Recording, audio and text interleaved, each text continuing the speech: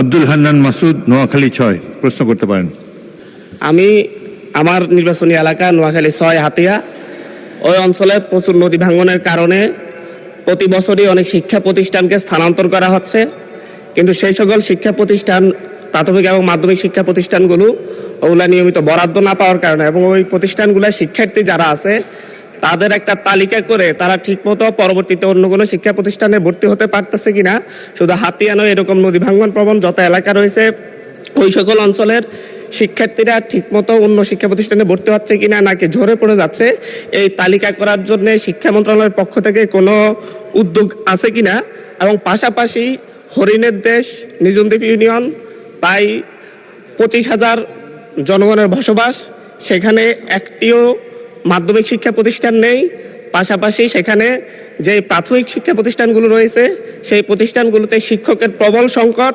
এই ব্যাপারে পিছিয়ে পড়া জনগোষ্ঠীর জন্য এবং আমাদের প্রত্যন্ত গ্রামাঞ্চলে শিক্ষা ব্যবস্থা পৌঁছে দেওয়ার জন্য সরকারের নতুন কোনো উদ্যোগ আছে কিনা সে ব্যাপারে আমি মাননীয় শিক্ষামন্ত্রীর কাছে জানতে চাই।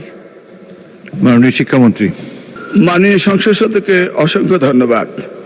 ইতিপূর্বে 2001 থেকে 2006 সালে নকল প্রতিরোধ আন্দোলনের সময় আমি সেখানে গিয়েছিলাম এবং দেখেছিলাম নদী ভাঙ্গনে কলেজ চলে যাচ্ছিল এবং সাবেক প্রধানমন্ত্রী বেগম খালেদা জিয়ার সময় সেই কলেজগুলোকে সরিয়ে ভালো অবস্থানে নেওয়া হয়েছিল।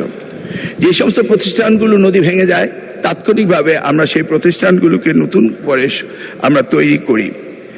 তবে উনি যেটা বলেছেন সেখানে শিক্ষায় ঝরে পড়া, আমরা ঝরে পড়ার ব্যাপারও আমাদের বিভিন্ন প্রজেক্ট থেকে আমরা সেগুলোকে দেখি, পর্যালোচনা করি।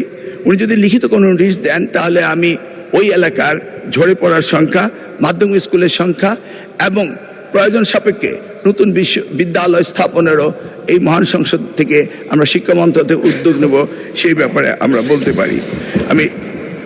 আমি এটাও বলতে পারি যে বিভিন্ন প্রশ্নে এসছে বিরোধী দলের বিষয়ে, আমি এটাও বলতে পারি মাননীয় প্রধানমন্ত্রী আমাদেরকে নির্দেশ দিয়েছেন সারা বাংলাদেশে শিক্ষাকে দলীয়করণ না করে শিক্ষা সকলেরই ব্যবহারযোগ্য সামগ্রী, এই শিক্ষাকে উন্নত করার জন্য তিনি নির্দেশ দিয়েছেন।